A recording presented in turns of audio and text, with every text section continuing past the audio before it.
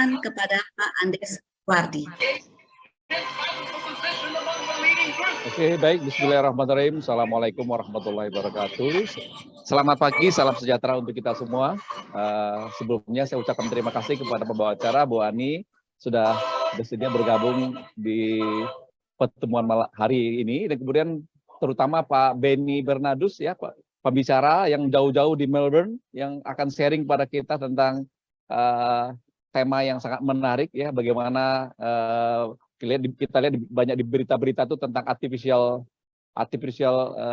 intelligence, ya. Nah, bagaimana nanti dampaknya di SR. Nah, dampaknya kita harapkan tentunya dampak yang positif, Pak Benny, ya. Baik juga teman-teman yang hari ini di hari Sabtu mau meluangkan waktu untuk belajar. Mari kita sama-sama untuk meningkatkan kompetensi diri kita sebagai orang SR, dan harapannya juga bisa nanti teman-teman bisa tularkan juga kepada karyawan-karyawan di perusahaan masing-masing. Baik, selamat berwebinar, ya. Terima kasih Pak Benny, terima kasih Ibu Ani. Saya serahkan kepada Bu Ani sepenuhnya. Silakan. Ya, terima kasih kami ucapkan atas sambutan dari Pak Andes Wardi. Next, tanpa berpanjang lebar lagi, maka kita bersyukur sekali, ya, Bapak Ibu sekalian, narasumber kita hari ini, kita mendapatkan narasumber yang expert banget di bidang SDM. Kita akan masuk ke acara utama, penyampaian materi. Sebelumnya kami sampaikan dulu profil dari narasumber kita hari ini. Beliau adalah Bapak Dr. Benny Bernardus, psikolog, magister manajemen. Pendidikan beliau sarjana S1 dari Universitas Padjadjaran Bandung untuk profesi psikologi klinis. Kemudian S2-nya di magister manajemen, dan S3 adalah doktor dari manajemen and business IPB. Kemudian pengalaman berkarir beliau berpengalaman sebagai manajer, general manager, dan direktur SDM di beberapa perusahaan dan pada berbagai sektor industri. Jadi pengalaman beliau luas dan mendalam, ya, mengenai dunia SDM. Beliau juga masih aktif mengajar di beberapa universitas dan institusi pendidikan. Saat ini beliau menjabat sebagai Direktur Utama di PT Daya Mitra Bersama Global atau DMB Global, sebuah perusahaan yang bergerak di bidang konsultan, manajemen, dan bisnis, termasuk bidang SDM. Jadi nanti kalau ada yang masih kurang jelas, bisa menghubungi beliau di perusahaan konsultan, manajemen, dan bisnisnya, karena termasuk bidang SDM yang ditangani. Kemudian bagi peserta untuk mendapatkan materi dari narasumber, nanti bisa dicek di kolom chat box-nya, ada link di Google Drive untuk Anda bisa mendapatkan materi dari presentasi ini. Baiklah, tanpa berpanjang lebar lagi, saya panggilkan Bapak Benny Bernardus. Time and screen are yours, Pak. Silakan. Ya, salam kompeten. Salam kompeten. Ya, terima kasih Pak Andes dan juga lain-lain, Pak Irwan, Pak Emu, Pak Maji, dan yang lain-lain. Khususnya ada satu ibu yang luar biasa, Bu Suryani. Ya, karena beliau saya tahu komit sekali kalau untuk di bidang ART. Baik, Bapak Ibu sekalian, jadi saya share langsung saja, ya, materinya, ya. Nanti materinya saya akan share juga ke Ibu Adi supaya bisa. Baik, jadi kalau kita bicara mengenai. Pak Benny, suaranya agak jauh, Pak. Boleh lebih dekat ke audio? Mungkin itunya saya ganti itu pakai. Halo, ini bagaimana? Jelas? Yes, good. Mantap. Baik, ya, jadi baik, saya yang share atau Bapak yang share screen, Pak? Saya yang share saja dari sini supaya ini nanti. Oke, saya karena kemarin ada sedikit ada tambahan, ya. Ya, iya. Oke. Baik. Udah nampaknya belum? Belum, Pak. Oke. Kalau gitu saya share ya. Advance sharing. Kok nggak mau ya? Sebentar. Tadi mau. Oke. Di sini.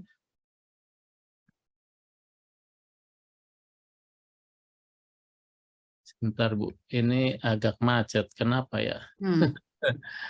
Tapi sudah dikasih authority untuk share, oke Kak Pak? Oke. Biasanya langsung dibuka ini. Bapak buka dulu dong. Iya, ini saya sudah buka. Ini materinya sudah ada. Ada. Saya Pak klik di bawahnya share screen itu Pak yang warna hijau. betul, sudah. Lalu nanti kelihatan itunya Bapak klik lagi materi mana yang akan di share. Kalau tadi itu udah muncul, sekarang justru kebalikannya nggak muncul. Oke, sebentar. Biasa ada saja yang itu. Nih, yang ini. Oke, sudah Pak. Tapi ini. Tapi Bapak lagi browsing Google. Ya, ini bukan. Memang lagi mentayangkan ya Pak? Iya. Sebentar, saya itu kan saya. Mungkin tadi yang tershare ada screen Pak. Yang Bapak pilih bukan screen. Yang Bapak pilih adalah materinya biar jangan semuanya kelihatan. Di unshare dulu kali Pak. Iya. Stop share dulu. Unshare dulu. Bapak klik langsung pilih, jangan klik screen, tapi Bapak pilih yang hanya slide Bapak saja. Kalau screen nanti semuanya keluar, dapur-dapurnya kelihatan Pak. Enggak muncul nih. Biasanya kami ini muncul, ini kok enggak muncul. Kenapa ya? Aplikasi lainnya ditutup dulu. Iya, aplikasi lainnya saya itu. Nggak apa-apa, sambil ini saya sambil bicara.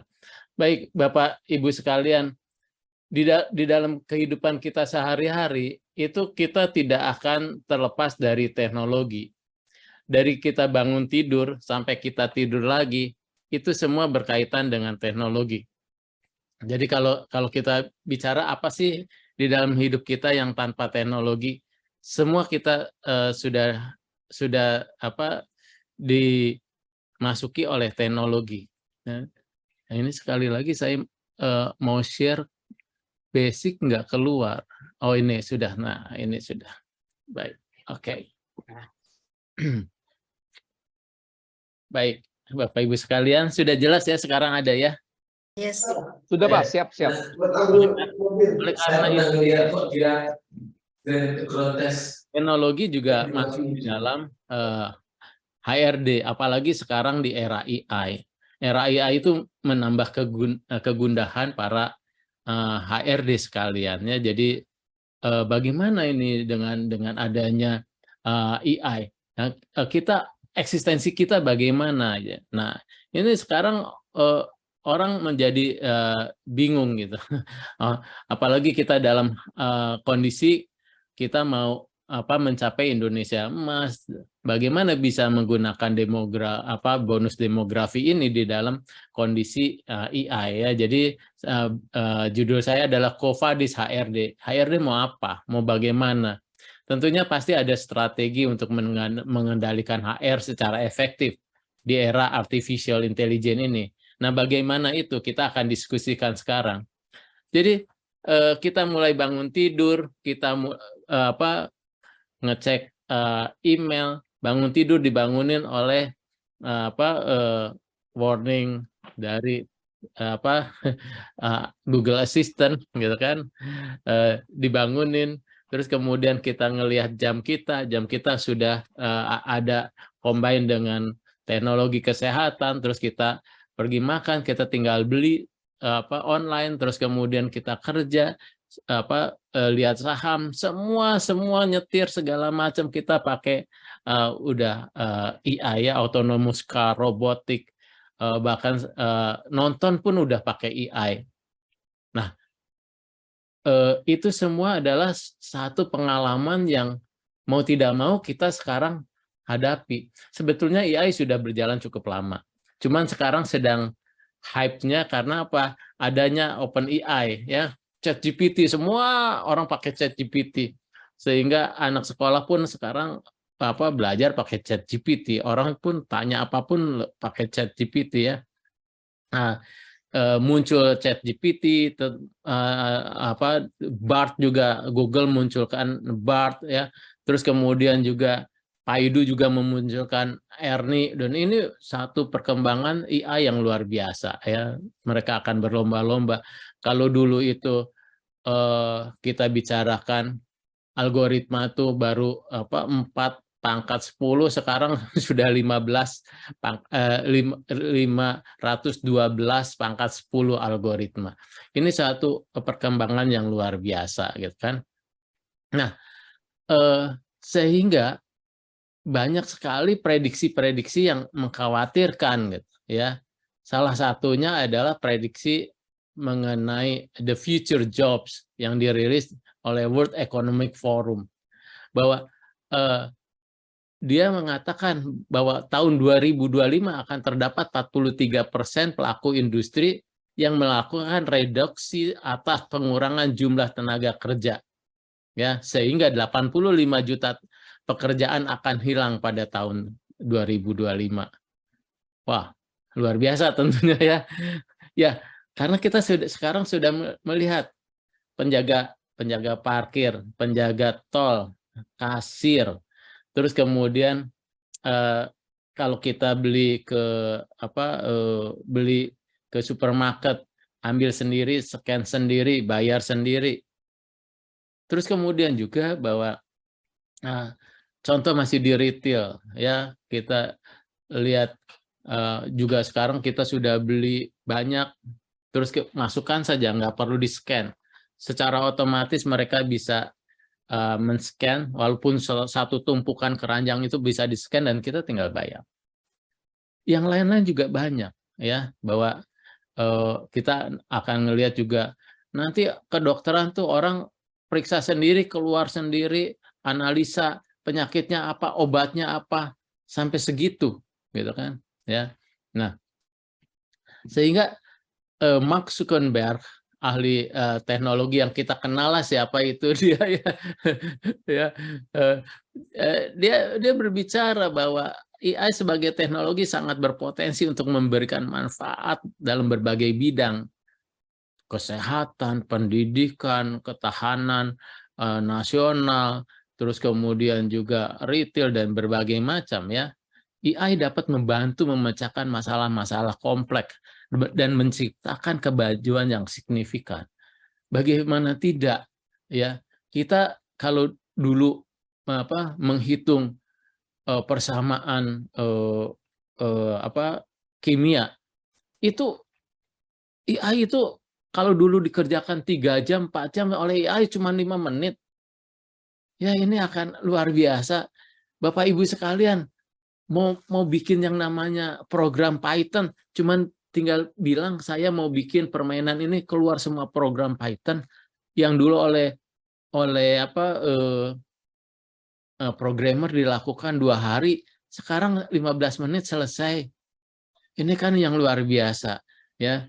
Nah, oleh karena itu, bahwa kalau kita melihat perkembangannya, bahwa AI sudah masuk ke segala bidang ya, yang kita hadapi. Dalam bidang hiburan, kita lihat ada Siri, ada Google, ada Google Assistant, di mana juga sekarang Netflix ataupun yang lain-lain sudah merekomendasikan preference. Kalau kita suka musik, dia akan keluar musik. Genre apa, dia akan selalu mengiklankan demikian. Terus juga untuk pembuatan konten otomatis, bahwa kita bisa membuat film pakai AI. Terus kemudian membuat virtual dan augmented reality ya, VR. Itu dilakukan dengan gampang oleh AI ya. Chatbot untuk kita bertanya apapun ya, dan banyak sekarang customer service menggunakan chatbot. Di dalam transportasi kita juga sudah lihat mondar-mandir mobil-mobil yang autonomous, yang tanpa driver. Kita pesan kemana, dianterin, selesai. Ya, yang namanya traffic juga nanti nggak akan lagi dibikin ini 5 menit, 3 menit, selalu diubah-ubah. Mereka akan detect sendiri di jalan sepanjang ini, mereka akan matikan lampu berapa menit dan otomatis itu. Sehingga dia akan memperhitungkan kemacetan, ya. Perawatan standar juga mobil-mobil transportasi, aplikasi yang terkenal tuh OnStar, ya. Sistem navigasi transportasi online, semua sudah menjalankan AI. Di dalam bisnis, kita juga lihat penggunaan Google Analytics, terus kemudian menggunakan otomatisasi robotik atau RPA, robot processor automatic. Jadi banyak hal yang otomatisasi dilakukan oleh robot, ya. Pemasaran oleh Google Ads, pertahanan negara juga, kalau kita lihat sekarang bahwa perang antara Ukraine dengan Rusia terjadi dengan perang drone, ya, missile, ya, itu terjadi, terus kemudian cyberware, itu pendidikan juga demikian, bahwa orang sudah belajar sesuai dengan keinginannya. Itu kita bisa melihat di Khan Academy itu, saya bisa mengambil satu pelajaran, dan pelajaran itu akan mengenerate sesuai dengan kesulitan yang ada yang saya dapatkan, gitu kan. Terus kemudian mengevaluasi secara otomatis ini juga kemampuan kompetensi kita oleh Turnitin, ya. Terus kemudian kita belajar bahasa, ada tutor yang agak terkenal, ya, Duolingo, ya, dia bisa bercakap-cakap kayak kita, gitu kan. Dan terus kemudian pembelajaran juga bisa beradaptasi. Saya mau belajar kesulitan sekian, materi ini, itu akan di-create semua, ya. Itu ada di misalnya Babel. Dan kesehatan juga demikian. Ya, Watson for Oncology dari IBM menciptakan bahwa dia bisa men-scan diri kita sehingga keluar onkologi, cancer, segala macam dengan sedemikian detail, dan obatnya sekalian muncul. Peranan dokter juga ini akan banyak terbantu, ya, sehingga terapinya juga langsung bisa mendeteksi, ya, gen-gen yang kita miliki dengan genomic health, ya. Terus kemudian juga pemantauan kesehatan dan sampai rumah sakit kesehatan. Dengan contoh ini kita ngelihat sekali lagi bahwa seluruh kegiatan kita sekarang sudah bersinggungan dengan AI. Bahkan sebagian orang melihat bahwa AI sudah menjadi ancaman. Nah, gitu kan. Nah, sebetulnya AI itu nggak ngedadak sekarang, ya. Kalau kita ngedadak sekarang itu kan gara-gara keluarnya OpenAI, ya. Sebetulnya AI sendiri sudah muncul itu abad 19, ya, dengan teori Boolean. Kalau Bapak Ibu tahu Boolean tuh yang 0101 gitu kan. Itu udah abad ke 19. Namun kemudian pada perang dunia itu mulai analisa data segala macam untuk intelijen, untuk perang, itu dilakukan. Nah, salah satu tokohnya itu di Inggris itu Alan Turing. Nah, Alan Turing ini dan kawan-kawan baru memproklamirkan kata, ya, kata yang namanya artificial intelligence itu tahun 1956 sebetulnya, ya. Ada Alan Turing dari Inggris, ada John McCarthy, ya, dari Amerika, gitu kan. Terus kemudian juga ada Marvin Minsky, Alan Neville, Arthur Samuel, ya. Itu orang-orang yang membidani munculnya AI, ya. Jadi kayak gitu. Nah, kalau kita ngelihat kurang lebih setelah tahun 56, ya, di mana konferensi Dartmouth, ya, membicarakan mengenai artificial intelligence. Tahun 59 muncul yang namanya machine learning. Ini algoritma dari Arthur Samuel. Terus kemudian muncul lagi Joseph Weizenbaum dengan komputer ELISA, ya. Dia bisa menjawab pertanyaan gitu ya. Nah, tahun 80-an itu dinamakan sebetulnya era winter AI, di mana AI itu kurang berkembang ya karena tuntutan yang sangat tinggi, tapi teknologi kurang bisa meng-catch up itu. Baru tahun 90-an terus memunculkan machine learning, IoT, big data ya, karena internet juga sudah maju, terus kecepatan teknologi komputer juga sudah maju ya, sehingga yang berkembang terus adalah muncul OpenAI ya, Elon Musk dan Sam Altman dan lain-lain yang sekarang kita tahu. Jadi perjalanan panjang ini membuka wawasan kita ya, mereka nggak ujuk-ujuk gitu kan. Nah ya itu dengan sekarang ya sudah terasa kemana-mana karena OpenAI ini adalah open source ya, jadi bisa dipakai oleh siapapun sehingga banyak sekali sekarang software-software yang berbasis OpenAI. Bahkan ada anak muda umur 22 tahun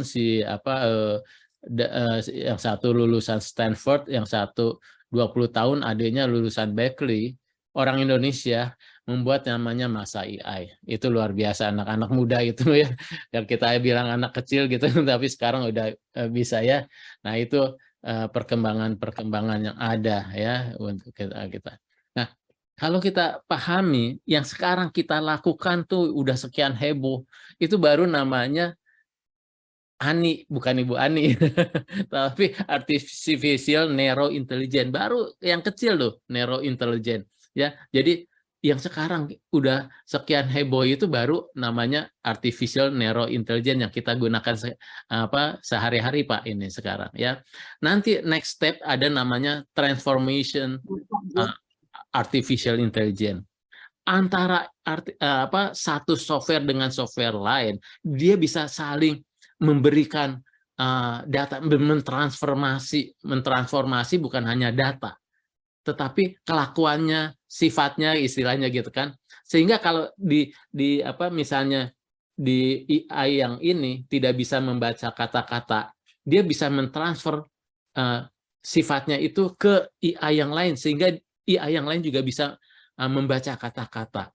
Ya demikian juga dengan program. Jadi dia bisa mentransfer satu sama lain program. Nah, AGI ini itu sekarang masih tatapan konsep, masih berusaha orang untuk terus dilakukan, bahwa ini nanti juga selain bisa mentransfer, mereka bisa merasakan, ini tatapan konsep. Tapi nanti ada yang lebih lagi, wah ya adalah ASI sebetulnya ya. SI ya, artificial super intelligence. Ini memang masih tahap mimpi kita, bahwa di mana selain kita bisa mentransfer satu sama lain program di antara AI, mereka juga bisa memperbaiki, bisa mengenerate program, sehingga kalau AI ini sekarang bentuknya belum dalam bentuk robot, nanti bisa ditanamin ke robot gitu ya. Nah, itu bisa mereka mengenerate program-program dan memperbaiki sendiri program-program. Kalau ada bug segala macam, mereka bisa memperbaiki. Nah, itu yang artificial super intelligence. Jadi di dalam AI kita mengenal namanya artificial narrow intelligence, artificial general intelligence, dan artificial super intelligence. Ya. Itu memang konsep-konsep yang kita lihat di film, itu nggak mungkin gitu kan, robot saling memperbaiki robot atau mempengaruhi ya, atau menghack yang lain, program-program itu nanti akan terjadi. Dan ini bagaimana kita ke depan ya. Oh ya, saya kecepatan nggak ya? Kalau kecepatan tolong ya di ini ya. Jadi artificial intelligence itu ya telah mengubah landscape dunia kerja dengan memberikan solusi yang lebih cerdas, lebih efisien. ya banyak hal yang bisa dilakukan oleh AI ya, gitu kan. Bahkan apapun nanti orang sudah mengkaitkan dengan AI. Nyiram tanaman sudah dengan AI, perkebunan dengan AI. Tadi hiburan, pertahanan negara semua dengan AI ya. Oke. Nah, sehingga Bill Gates mengatakan AI dapat memberikan dampak positif yang besar pada masyarakat dan AI juga bisa meningkatkan efisiensi ya dan mengatasi tantangan global serta bisa meningkatkan kualitas hidup manusia. Meningkatkan kualitas hidup karena lebih efisien, lebih tepat guna ya. Sehingga lebih bisa meningkatkan kompetensi yang diharapkan, gitu kan? Oke. Nah, Elon Musk, di mana dia sendiri sebagai yang mempelopori OpenAI, dia bicara AI dapat mengambil alih semua keamanan manusia sehingga menjadikan dirinya semacam pengasuh super. Ya, ini hati-hati katanya ya, gitu kan. Kecerdasan buatan tingkat lanjut itu berisiko menghilangkan atau membatasi perkembangan manusia ya. Yang tadi saya katakan super intelijen itu adalah pedang bermata dua nanti. Jadi dia bisa memang sebagai meningkatkan harkat manusia, mengefisiensikan manusia, tapi dia juga bisa membunuh manusia sebagai pesaing dalam manusia ya. Ya, jika Anda memiliki jin yang dapat memperdayakan apa saja, nah itulah IA itu kayak gitu kan. Dia bisa simsalabim jadi itu gitu. Nanti bisa begitu. Sehingga lebih Elon Musk lebih mengkritisi itu gitu kan. Ya. Nah, sehingga kita di HRD mau apa gitu. Pertanyaan itu. Nah, HRD itu kan seperti Michael Armstrong bilang bahwa merupakan konsep strategi yang mencakup berbagai kegiatan untuk mengembangkan pengetahuan, keterampilan, kemampuan karyawan agar mereka dapat berkontribusi secara maksimal terhadap tujuan organisasi. Nah, konsep-konsep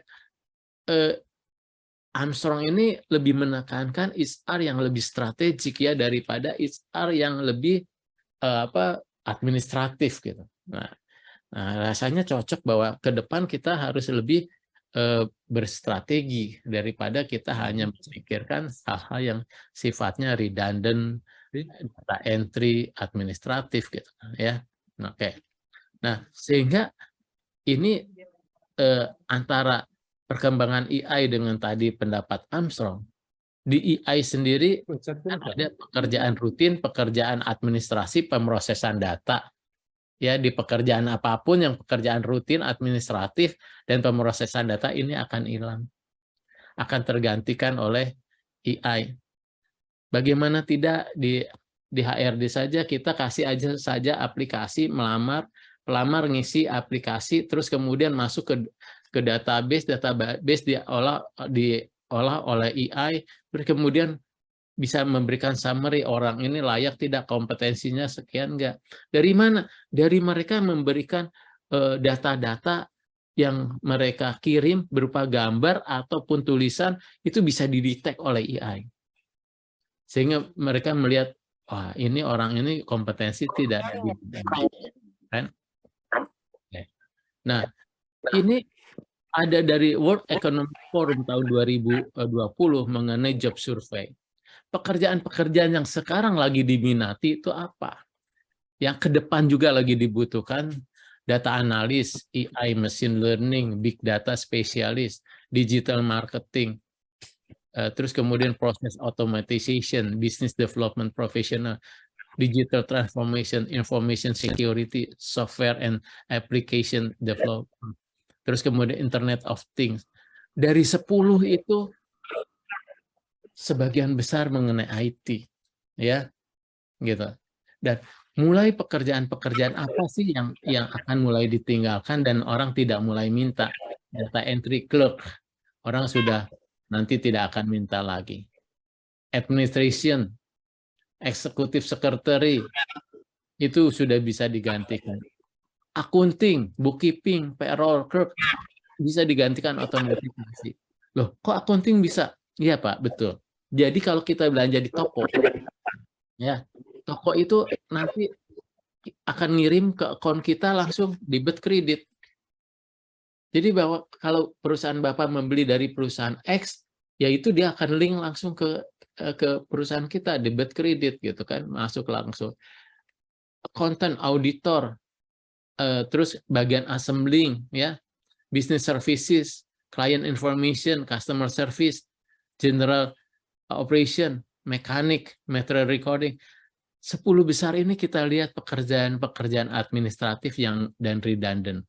Itu sudah mulai decline, orang udah tidak berminat banyak di sana. Ya. Terus kemudian sehingga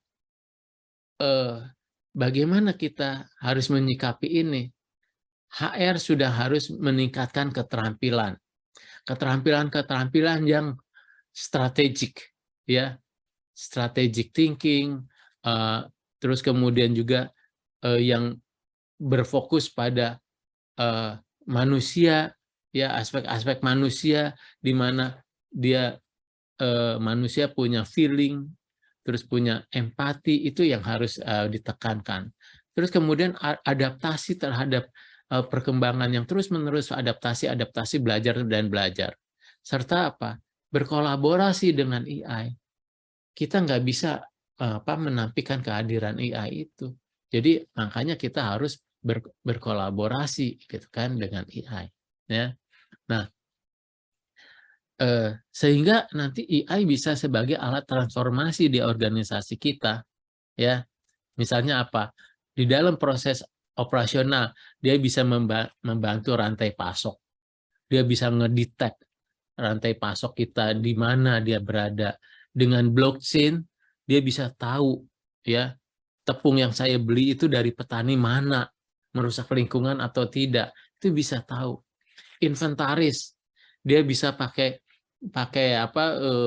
GPS, terus kemudian pakai pengenalan gambar, di mana saja inventaris kita bisa kedetek, dan kita lewat saja dia tahu, oh ini kursinya sudah rusak, umurnya sudah sekian, dia bisa, sehingga bisa membantu prediksi permintaan.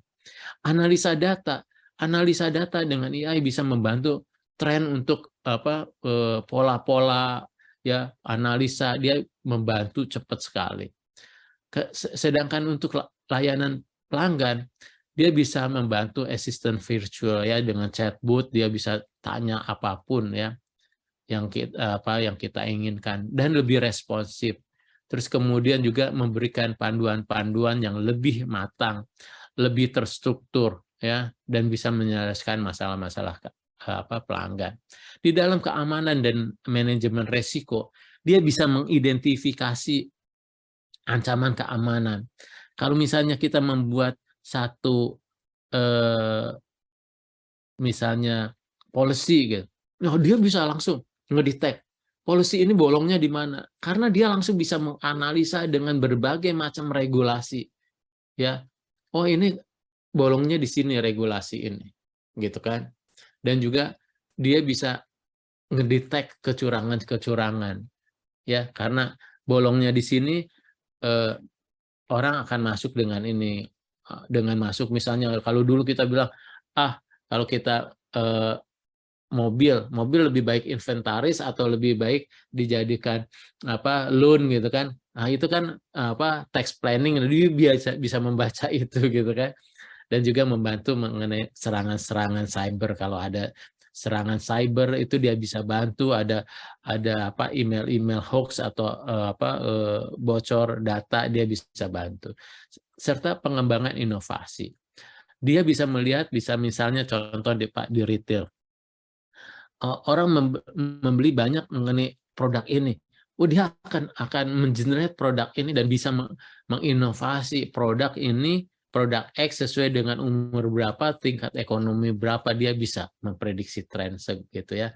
Dan juga dia bisa preferensi pelanggan. Kita bisa ngelihat kalau orang ini suka X, dia akan tawarkan terus suka X gitu kan. Ya, suka parfum, dia akan tawarkan parfum. Oleh karena itu, bapak-bapak dan ibu-ibu begitu buka halaman Google atau YouTube langsung ditawarin, loh filmnya ini apa, loh di Netflix juga gitu. Nah ini preferensi pelanggan dan inovasi produk juga dia bisa bantu ya. Jadi AI membantu untuk transformasi di dalam organisasi dan juga transformasi di dalam HRD. Kalau tadi transformasi luas di organisasi, sekarang transformasi di HRD apa? AI dapat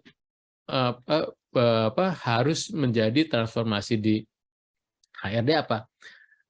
Karena dia bisa membuat budaya perusahaan yang mendukung inovasi. Dia bisa meng-create budaya perusahaan, ikut serta di dalam perusahaan. Terus kemudian juga bisa memahami kompetensi, mengukur kompetensi, dan juga bagaimana core kompetensi ini diaplikasikannya dapat dideteksi. Kemudian juga apa? Fleksibilitas dalam struktur organisasi. Dengan kehadirannya AI, organisasi tidak harus struktural, tapi bisa saja vertikal, horizontal, dan juga bentuknya matriks.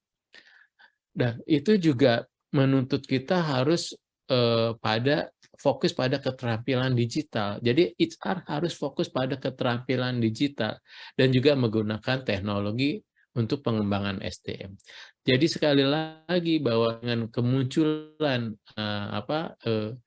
AI di HRD harus punya budaya inovasi, mengembangkan core kompetensi yang berbasis teknologi dan juga kreativitas, fleksibilitas struktur, fokus pada keterampilan digital, dan penggunaan teknologi untuk pengelolaan SDM.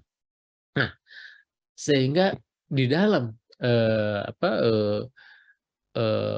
program-program HR itu AI harus dimanfaatkan untuk apa? Meningkatkan efisiensi proses. Banyak proses-proses, misalnya kita ngitung payroll segala macam, oleh AI itu nanti akan langsung ya, dari absensi langsung dihitung, trennya keluar, pajaknya berapa, itu akan langsung gitu kan. Sekarang sudah ada sih, tetapi tidak secanggih kalau nanti menggunakan AI, trennya segala macam udah prediksi ke depannya gimana penggajiannya, apalagi dikaitkan dengan performance appraisal ya, itu bisa. Terus kemudian analisa data karyawan itu juga bisa kita bantu ke karyawan-karyawan yang sering kali mangkir di hari Senin. Itu berapa karyawan-karyawan yang bagus, kompetensinya bagus, itu akan langsung keluar gitu kan. Ya, itu akan lihat. Terus kemudian sehingga bisa memprediksi perencanaan SDM dan bagaimana pengembangan kompetensinya. Apakah ini menggunakan jalur spesialis, ini jalur generalis, terus kemudian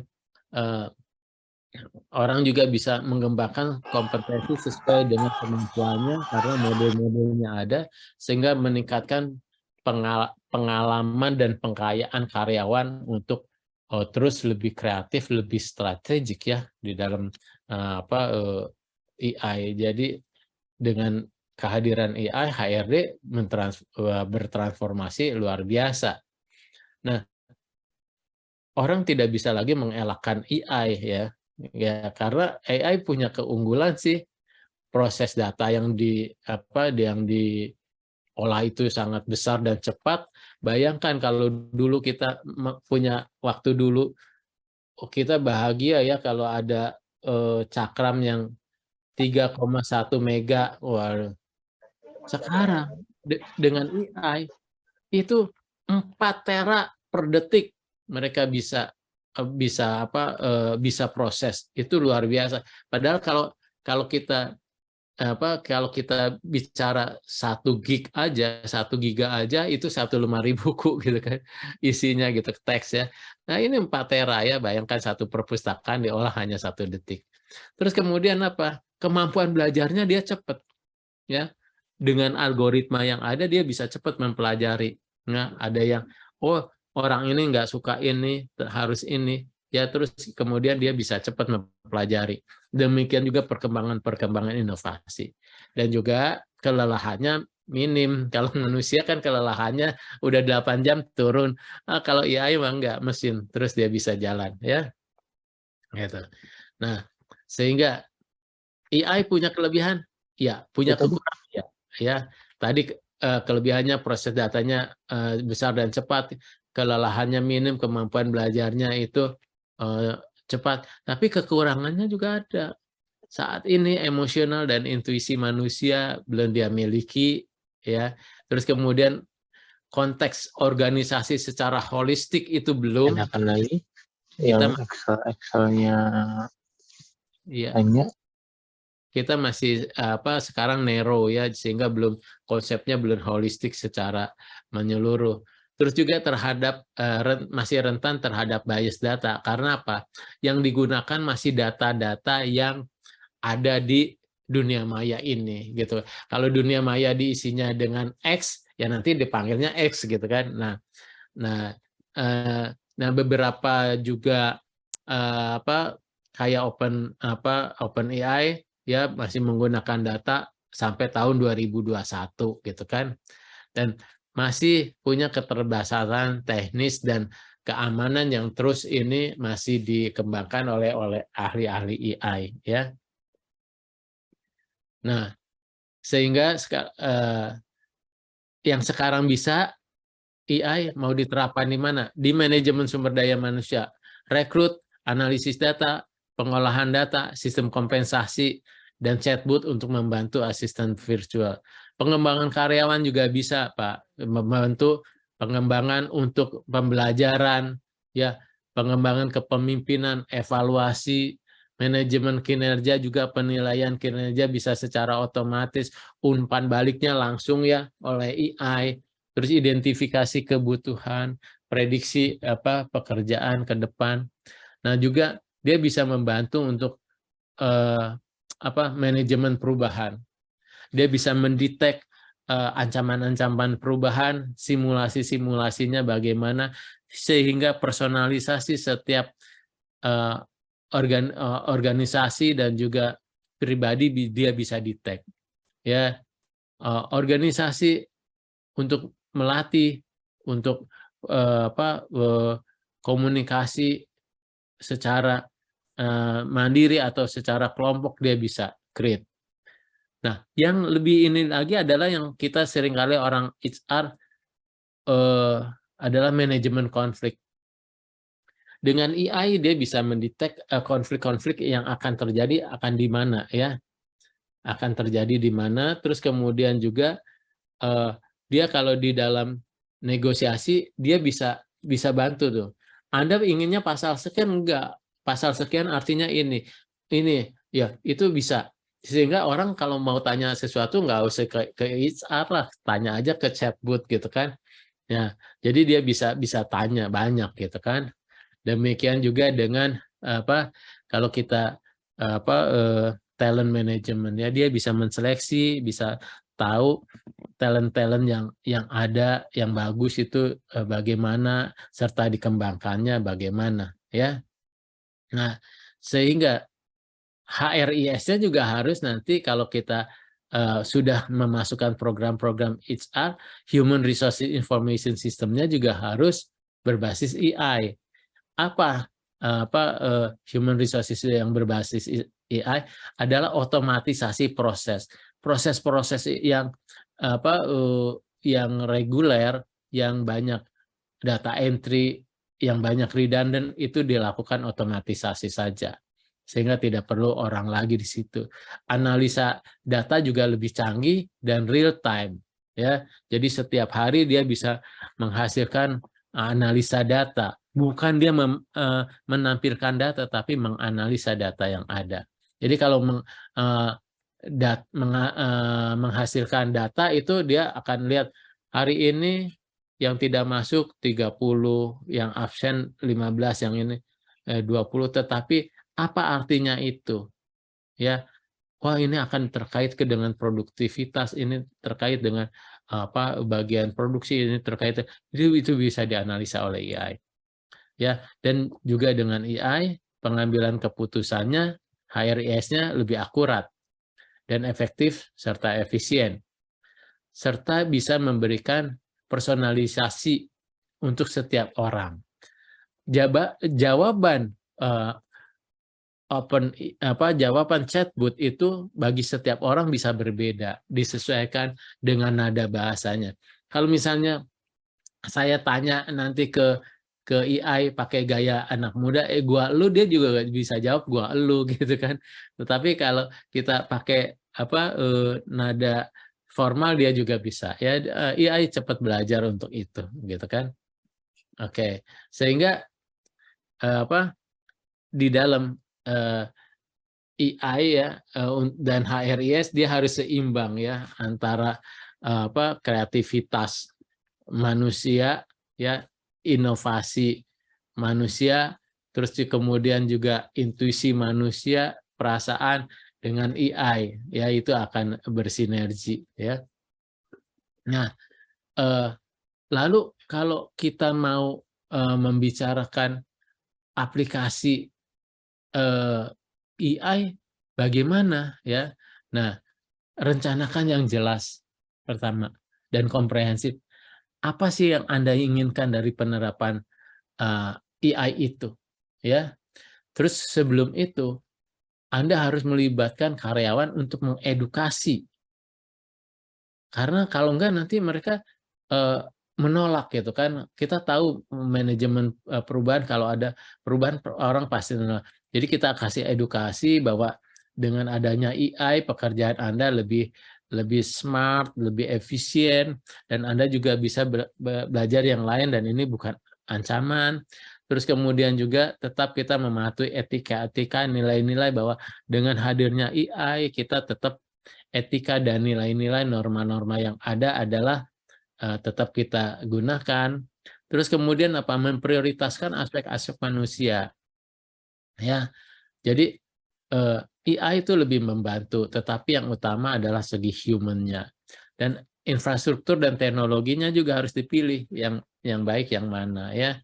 Sehingga dengan adanya AI itu nanti di dalam implementasi ini meningkatkan operasional, keputusannya juga bagus, terus mencegah bias, informasi dan wawasannya juga lebih tinggi. Tapi kekurangannya juga hati-hati ya. Perubahan budaya yang cepat itu akan terjadi penolakan. Implementasi AI juga membutuhkan investasi, sehingga bisa tidak organisasi itu membeli infrastruktur yang dibutuhkan. Dan juga dengan AI hati-hati, tetap dipakai keamanan dan privacy ya. Untuk kita gunakan, karena semua data bisa diakses nanti, serta bagaimana nanti pemeliharaannya ya. Itu jadi kalau kita mau menghadapi tantangan dan memaksimalkan AI untuk keuntungan organisasi apa ya, sekali lagi rencanakan dengan jelas untuk apa kita mengadopsi AI, terus mengedukasi karyawan, terus memastikan bahwa sistem yang digunakan mematuhi etika dan memprioritaskan aspek manusia. Nah, terus kemudian kalau kita berbagi peran dengan AI kan nggak mungkin kita tolak, kita harus absorb ya. Dan bagaimana kita bisa berbagi peran dengan mereka.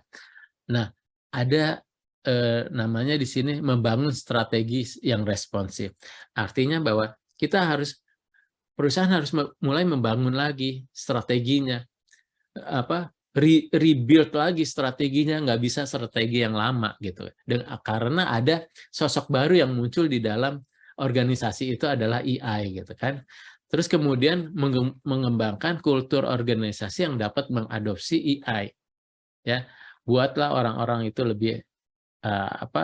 lebih punya keinginan untuk belajar teknologi gitu kan, ya, supaya mereka mengadaptasi AI. Terus kemudian memperkuat peran HRD sebagai mitra strategis. Jadi HRD itu bukan lagi admin expert, tapi dia harus mitra strategis. Nah, kalau kita mengembangkan ketiga ini, membangun strategi, mengembangkan kultur, dan memperkuat peran HRD, maka ya prosesnya adalah tadi kita sudah jelas mempelajari AI, identifikasi area yang bisa dioptimalkan oleh AI, mana yang bisa digunakan oleh AI, mana yang belum, ya tinjau ulang peran dan tanggung jawab HRD, ya karena HRD juga banyak tanggung jawab yang bisa digantikan oleh AI, tetapi dia yang harus tetap memutuskan, ya AI hanya membantu prosesnya. Terus etika privacy tetap harus diperhitungkan. HRD penting untuk terus mengikuti perkembangan AI. Di dalam membangun kultur, ya di dalam perusahaan harus inovasi. Terus kultur yang menekankan pembelajaran, kultur yang menekankan kolaborasi, ya adaptabilitas, dan kultur juga yang mendukung etika. Ya, nah kalau kita memperkuat peran HR, ada apa di sana? Pahami, ya HR harus bisa memahami tren AI, mengintegrasikan AI di dalam strategi SDM, menguasai keterampilan yang terkait AI, membangun kemitraan dengan IT, mengkomunikasikan nilai-nilai nilai tambah dari AI. Terus kemudian, nah kompetensi apa yang harus dimiliki, ya? Nah tadi kan kita bicara ya membangun strategi, merebuild lagi strategi HR. Salah satunya adalah membangun kompetensi. Kompetensi di dalam perusahaan itu, ya dia harus punya kemampuan untuk tertarik dan terbuka terhadap teknologi. Terus mampu belajar dengan cepat, kemampuan analisa, adaptasi, kolaborasi, etika, dan kepemimpinan yang kuat. Jadi strateginya juga harus diubah gitu kan, nggak lagi kayak dulu. Kalau dulu misalnya ya disiplin masuk, masih boleh gitu kan, oke itu digunakan. Tapi sekarang harus lebih ya berbasis teknologi gitu kan. Nah sehingga kalau kita lihat peran HR ya, jadi yang di bawah ini nanti bisa digantikan administratif, konsultatif, fasilitator, itu bisa digantikan oleh peran AI. Sedangkan sebagai kolaboratif dan strategi ini yang harus tetap dipertahankan oleh HRD, ya. Jadi HRD jangan lagi lah ngurusin administratif, gitu kan. Aduh, ngitung gaji lah, terus absensi, ngitung cuti, gitu. Itu udah bisa dilakukan semua dengan AI, ya, dengan mandiri, ya. Jadi kalau masih belum siap lah untuk ini kolaboratif, oke deh, fasilitator kolaboratif strategi boleh itu diambil dulu. Ya karena konsultatif itu bisa dilakukan oleh chatbot, oleh AI, ya. Nah, sehingga kolaborasi antara AI itu kayak semacam spektrum, Bu, ya, dan Bapak. Kita mau menguatkan mana? Di satu sisi mungkin ada pekerjaan-pekerjaan yang titik temunya digeser ke kiri sehingga aspek manusianya lebih tinggi. Misalnya apa sih? Misalnya untuk kita membangun kemitraan, kepercayaan, ya komitmen, itu unsur aspek manusianya lebih tinggi di sini, ya. Jadi di titik temunya geser ke kanan. Tapi kalau untuk misalnya analisa data, gitu kan, tren, kita mendetek tren segala macam, analisa, itu titik temunya ke kanan karena lebih banyak artificial intelligence, gitu kan. Ada juga mungkin yang di tengah-tengah 50-50. Jadi ini harus kolaboratif, ya. Itu bisa digeser-geser. Nah, itu HR banyak berperan di situ, ya. HR harus berperan di situ dan berbarengan dengan pimpinan tertinggi dari perusahaan, karena pimpinan tertinggi itu yang akan membicarakan mengenai strategi. Dan ini contohnya, ya, misalnya di dalam pekerjaan-pekerjaan, ya, setting value program algoritmanya ditentukan oleh manusia. Misalnya Bapak punya satu program mengenai rekrutmen, gitu kan, atau HRIS, setting-settingnya itu ditentukan oleh manusia ya, setting awalnya apa. Karena kan bisa berbeda ya, di satu perusahaan misalnya insentifnya 0,5%, di saya 0,7%. Nah, tetapi ketika proses data, analisis data, administrasi data, tren dan kesimpulan itu bisa diolah oleh artificial intelligence. Keputusannya melibatkan empati dan intuisi, inilah sifat manusia lagi. Jadi manusia dan artificial intelligence itu bisa berkolaborasi. Tinggal dipilih spektrumnya yang tadi ya. Jadi sekarang kita tidak bisa meninggalkan lagi HR, nggak bisa ya. Oh, saya pokoknya tinggalkan sepenuhnya HR, beralih ke AI, nggak bisa juga. Tapi saya bilang, saya mau sepenuhnya meninggalkan AI, nggak mau tahu, nggak bisa juga. Sehingga ini harus ada satu new balances, kolaborasi antara manusia dengan AI. Nah, letaknya adalah kolaborasi, pembagian peran, ya. Mungkin sampai di sini ya materinya. Terima kasih Pak Beni, inspiratif banget ya Pak ya. Ya, Bapak Ibu, kita buka sesi tanya jawab. Silakan jika ada yang ingin ditanyakan. Oh, ada pertanyaan. Materi presentasi sudah di-share di link Google Drive ya. Tadi Pak Emut sudah share di chat room. Nanti akan di-share kembali link untuk ke Google Drive materi ini. Ya, Bapak Ibu silakan, dipersilakan kalau ada yang mau beropini atau komen dari pemaparan Pak Beni atau Ya, mau bertanya. Saya Bu. Silakan dengan Pak siapa? Darmaji. Pak Darmaji, monggo Pak. Oke, terima kasih Bu Ani. Ya. Selamat pagi Pak Beni. Selamat pagi Pak Darmaji dari Malang ya. Mohon maaf saya ini teman barunya Bu Ani ya, kemarin gara-gara di kerjasama di APTSB saya di-sharing info ini. Pak Beni, saya kan sama mungkin salah satu sisi aktivitas Pak Beni adalah di kampus ya. Kalau memperhatikan begitu dasarnya penerapan dari AI ini di masa depan, tadi ada ratusan lapangan pekerjaan yang itu akan tidak ada. Bagaimana ini saya di kampus ini mempersiapkan mahasiswa untuk mengarah ke sana. Itu mungkin Pak Beni singkat saja. Jadi apa yang harus dipersiapkan di kampus ini supaya nanti mahasiswa lulusan dari kampus ini akhirnya harus di mana gitu, harus bagaimana itu. Makasih Pak. Itu aja Pak. Ya, pertanyaannya futuristik ya. Jadi mahasiswa gimana nih disiapin dari sekarang ya? Ya, ini juga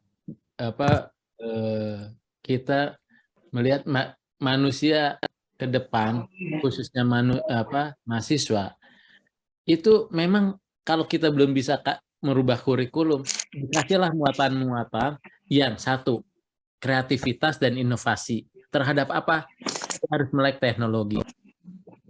Nah, melek teknologinya apa? Ya dia harus mulai, ada AI, kamu pelajari AI.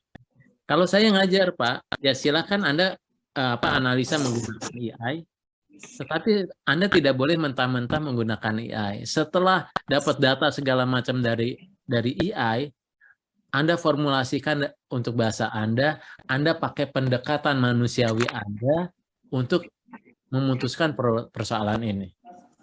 Jadi kita membawa mereka tetap dengan kemanusiaan yang ada, tetapi dia sudah mulai bersentuhan dengan AI. Dia belajar dengan AI, ya. Gitu. Jadi mereka harus kreatif, inovasi dan dekat dengan AI, dengan teknologi. Dan kita juga harus mulai membicarakan kepada mereka, kalau Anda kayak gini terus, ya kerjaan Anda akan hilang. Itu juga mereka tidak bisa menjadi comfort zone. Saya sudah mahasiswa nih, nanti lulus jadi administrasi, bagian administrasi, mau apa? itu pekerjaan yang nanti akan hilang, akuntansi akan hilang gitu kan. Ya, jadi nggak bisa mahasiswa berleha-leha sekarang. Ancaman itu ada di depan kita. Kita mau change atau kita mau mati, change or die. Ini teknologi tambah mendekati terus. Kalau kita tidak bisa berubah, kita akan mati oleh teknologi itu. Oleh karena itu, yang terbaik adalah kita bagaimana kita bisa beradaptasi, mengambil mereka, menggunakan mereka untuk efektivitas kita, tetapi kita juga jangan menyerahkan seluruhnya. Aspek kemanusiaan itu ada.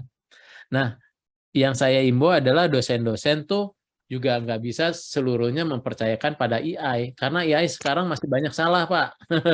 Saya sering kali menemukan AI yang salah. Tapi mahasiswa boleh dihimbau untuk mulai, mereka boleh ada pakai AI, tapi saya akan ngedetect kalau kalau itunya hanya berdasarkan AI, hasil analisanya saya akan coret gitu ya, Pak. Mungkin boleh. Makasih. Oke, Pak Dar, sama-sama. Jadi nyambung ya Pak Ben ya, dari sejak mahasiswa sudah dipersiapkan sebelum dia masuk ke dunia kerja dengan karakter-karakter yang mumpuni ya untuk menyambut AI. Iya, nah kompetensi kan kita salam kompetensi nih. Kalau kompetensinya diarahkan kepada mereka yang lebih inovatif, kreatif, peka terhadap perubahan, kolaboratif gitu. Ya, dan digital minded ya. Okay. Sure, pasti itu harus. Oke, Bapak Ibu silakan, ada lagi yang mau bertanya atau raise up your opinion, concern? Ya, sambil teman-teman mungkin mau ada yang bertanya, Pak Ben. Selamat pagi, Pak Ben. Menjelang siang. Pak Sep, silakan Pak Sep. Iya, Pak Ben. Terima kasih banyak ilmunya. Saya mantan anggota Pak Ben nih, waktu di Hibah Utama. Oh iya. Jadi terima kasih banyak, ini sangat berharga sekali Pak, ya. Ilmu yang Bapak berikan. Saya sekarang, ya mohon maaf Bu Suryani, saya ikut join. Sebenarnya ini kan untuk di area Bogor ya, tapi saya ikut saja karena ada di grup. Dan kebetulan saya saat ini bergerak di perusahaan tambang batu bara, Pak Ben. Lokasi di mana, Pak Sep? Di Kalimantan Timur, Bu. Ya, nih. Oke, welcome. Di daerah Samarinda. Thank you sudah join. Ya, kebetulan saya dapat informasi dari grup. Nah, saya lihat, wah ini Pak Ben. Bos saya dulu waktu di Hibah. Wow, dunia sempit ya, ketemu lagi ya. Iya itu, ketemu lagi. Alhamdulillah Pak Ben sehat selalu semuanya. Alhamdulillah. Yang saya ingin sampaikan Pak, memang betul. Sementara yang AI ini juga saya rasakan di dunia tambang saat ini juga sudah mulai Pak, terkait dengan pengasahan skill, terutama kalau kami di tambang itu kan untuk operator. Saat ini teknologi sudah masuk di alat berat yang kami pakai, dan itu semakin kesini semakin canggih Pak. Dan itu juga kita gunakan, guru operator itu bukan hanya operator trainer, tapi juga ada alat semacam simulator yang dia gunakan untuk skillnya gitu. Jadi itu juga kemungkinan salah satu dari yang kita pelajari saat ini ya Pak ya. Teknologi itu tentunya juga didukung dengan kemajuan sumber daya manusianya Pak. Nah yang pengen saya tanyakan Pak, mempersiapkan ini apa yang harus kita sampaikan sebagai HR ke karyawan Pak? Oke. Itu Pak. Terima kasih Pak Ben. Baik Pak Asep. Waduh, memang Pak Asep ini dulu nanganin kita di daerah timur situ. Tapi terus kemudian ke batu bara. Oke. Saya juga pernah di batubara nih Pak Asep. Jadi dulu saya Iya. Adaro itu saya buka tahun 91. Terus kemudian juga dulu suka ke KPC, terus ke Brokol segala macam. Ya, teknologi simulator ya yang dulu hanya ada pesawat, sekarang sudah digunakan di alat berat. Jadi kita sekarang sudah menggunakan PC 100, 200, bahkan PC 750 sudah pakai simulator. Demikian juga dengan WA, dengan yang lain-lain lah ya, dengan dump truck sudah pakai simulator. Dan di dalam simulator sekarang lebih hebat, dia bisa tahu crash. Kalau kita crash, dianalisa crashnya karena apa. Kalau dulu kan jeduk jatuh. Kalau ini enggak, Anda kurang ke kiri, Anda terus kemudian kurang melihat jaraknya sekian. Itu bisa dianalisa, gitu kan? Sehingga luar biasa. Dan kalau dulu di tambang itu menggunakan, masih pakai Maincom ya Pak Asep? Masih Pak, masih. Dulu kan masih 2 dimensi, sekarang Maincom-nya sudah 3 dimensi. Dan analisanya dia bisa lebih sampai kandungan batu bara yang di perut bumi aja bisa dianalisa secara 3 dimensi. Itu luar biasa. Nah, sehingga di daerah sini batu baranya mengandung sulfur berapa, terus kemudian juga kalorinya berapa, di sana sulfurnya berapa, kalori itu bisa didetek. Oke, ini tambah canggih. Nah, sekarang kita mempersiapkan SDM-nya bagaimana? Memang tadi yang seperti saya katakan, siapkan SDM-nya. SDM-nya satu adalah SDM yang sudah melek teknologi. Jadi kalau misalnya Bapak mau merekrut operator, itu operatornya harus mulai dilatih dari awal menggunakan yang namanya alat-alat yang sudah dimodifikasi atau menggunakan AI. Dengan demikian kita lihat bahwa kita beritahu kepada mereka alat ini akan membantu Anda loh. Contohnya apa? Kalau Anda bergerak ke kiri aja, alat ngasih tahu, hati-hati kiri, ada lubang apa segala macam yang kita tidak tahu karena kita di atas PC 1000 gede sekali, itu akan membantu. Dan sekali dia angkut itu sekali kubik, kita nggak usah ngitung, langsung dia ke dump truck sudah ada di PC, bisa dihitung sekian kubik. Nah, itu adalah kita siapkan mereka. Kita beritahu bahwa inilah nilai plusnya. Tetapi Anda pun harus punya nilai plus. Anda harus melek teknologi, ya. Anda harus belajar teknologi digital sehingga Pak Asep bisa membuka wawasan ke mereka, ya, untuk kasih training. Training misalnya, kalau nggak nanti saya bantu. Kita change or die, mereka mau berubah atau mereka mati gitu kan. Inilah kondisi yang kalau kita lihat aja Kodak nggak berubah mati, lihat aja Nokia nggak berubah mati. Sama halnya kita juga dengan AI sekarang, kalau kita nggak berubah kita mati. Mati apanya? Ya perusahaan kita kalah profit dengan orang. Karena kita tidak mau menggunakan teknologi, kita masa menggunakan ekskavator yang manual. Padahal di orang lain udah yang otomatis. Masa kita nggak mau pakai ban berjalan, padahal orang udah otomatisasi. Jadi itu yang harus kita lakukan. Jadi teknologi drone, teknologi digital, teknologi AI harus mereka pahami, Pak. Tetapi memang mengalihkan mindset lama ke baru ini pasti Bapak ada tantangan dulu. Dikira mau menggantikan segala macam. Nah, inilah kita masuk dengan kebutuhan mereka. Ini bukan menggantikan, tapi lebih mengefisiensikan pekerjaan dia dan lebih memberikan keuntungan. Kalau mereka selamat, kalau mereka bisa bawa mobilnya dengan benar, kan dihitung retasenya ya Pak. Insentif operasinya juga kan mereka lebih banyak gitu. Nah, untuk mereka itu lebih baik kita bicarakan dulu keuntungan bagi mereka. Gitu, baru kita masukkan aspek-aspek teknologi. Mungkin itu Pak yang mau kita gitu. Buka wawasan mereka dulu, kejutkan mereka, nggak bisa mereka di dalam comfort zone. Teknologi itu udah di belakang kita, mau nusuk kita tinggal mau mengelak atau kita berkolaborasi, tujuannya adalah kita ambil, nggak bisa lengah. Karena bisa saja nanti alat berat itu digantikan oleh robot, Pak. Autonomous, namanya autonomous heavy equipment.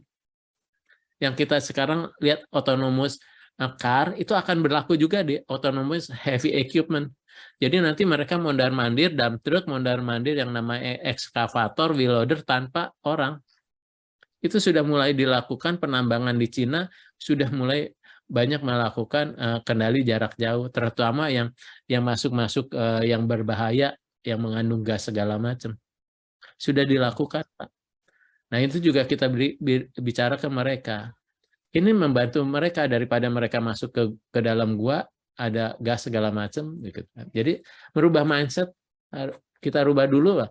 Itu memang yang susah, Pak, awal-awal kepada mereka. Jadi, Bapak tugasnya 2, Pak. Satu, meyakinkan manajemen. Yang kedua, meyakinkan ke bawah. Kan HRD memang sandwich. Ditekan atas, jadi Bapak harus jadi strategic partner dari CEO, harus itu, ya, meyakinkan dua belah pihak, atas dan bawah. Siap, terima kasih banyak Pak Ben pencerahannya. Kapan kita jumpa lagi Pak Asep? Iya. Siap, insya Allah Pak. Ya, networking ya mesti dijaga ya. Iya, iya. Itu Pak Asep atas pertanyaannya. Terima kasih Bu Yani. Ya, Bapak Ibu silakan kalau ada pertanyaan lagi atau mau komen atau mau sharing opini, dipersilahkan. Ya, sambil Pak Beni teman-teman nanti menyiapkan pertanyaan selanjutnya. Jadi tadi saya tertarik Pak Beni ngomong bahwa kita di HR sandwich ya. Jadi harus ke atas juga jadi strategic partner ya, meyakinkan direksi, manajemen. Kemudian di bawah juga menyiapkan kepada karyawan ya, secara mindset lebih dulu itu butuh ya, butuh effort tersendiri. Jadi HR nggak perlu khawatir ya Pak dengan AI? Ya justru saya ngelihat bahwa HR harusnya bahagia ya dengan adanya AI. Karena apa? Akan lebih memudahkan, lebih efisien, lebih efektif gitu kan. Ya. Tapi HR-nya juga harus berkembang tentunya, ya. Tentunya berkembang HR yang harus HR-nya sudah berbasis teknologi lah, ya. Jadi pengolahan apa segala macam sudah berbasis AI gitu kan. Kita juga nggak ini. Ya, jadi kalau saya sejak tahun 90 di Astra, saya sudah mengelola HR tuh berbasis teknologi, walaupun teknologi masih sederhana dulu, masih personal information system, terus human resource information system, tapi kan itu terus harus maju. HR sekarang udah dengan AI. Jadi kalau kita lihat HRIS dulu kan hanya ngeluarin data, ya, apalagi HRIS hanya bagian administratif, tapi bagian pengembangannya itu masih banyak sekali potensi ya, belum dieksplor. Belum digali ya di dalam HRIS. Termasuk adalah misalnya contoh untuk assessment kompetensi segala macam itu di HRIS belum tuh. Ya, mereka lebih, kalau kita lihat HRIS itu kan lebih banyak administratif ya, dan developmentnya belum banyak ya, belum banyak digali. Orang tes online, terus interview online segala macam. Nanti interview online-nya pakai apa? Interview online-nya pakai chatbot aja. Mereka pakai chatbot, itu akan ngebantu nyaring. Dan juga dia punya deteksi gambar dan deteksi tulisan, sehingga dia bisa nyaring sendiri. Kita nggak harus buka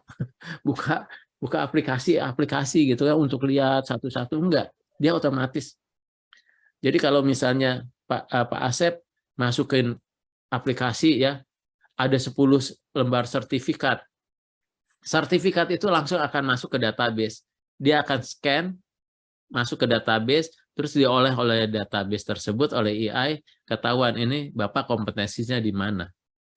Jadi nggak perlu diinterview lagi. Kalau perlu interview, nanti chatbot yang interview.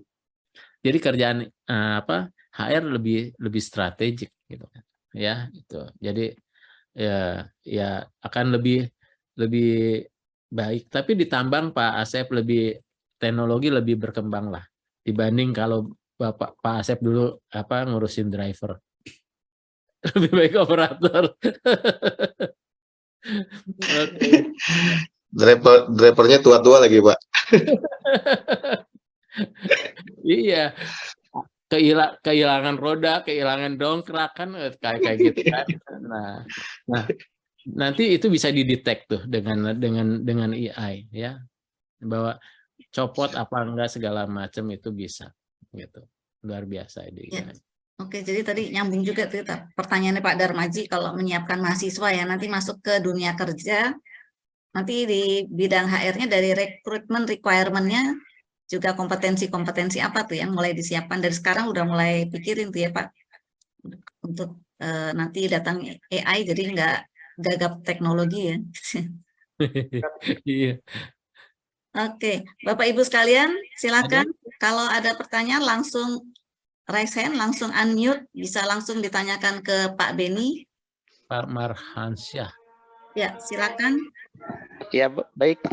Mohon izin, selamat siang. Assalamualaikum warahmatullahi wabarakatuh.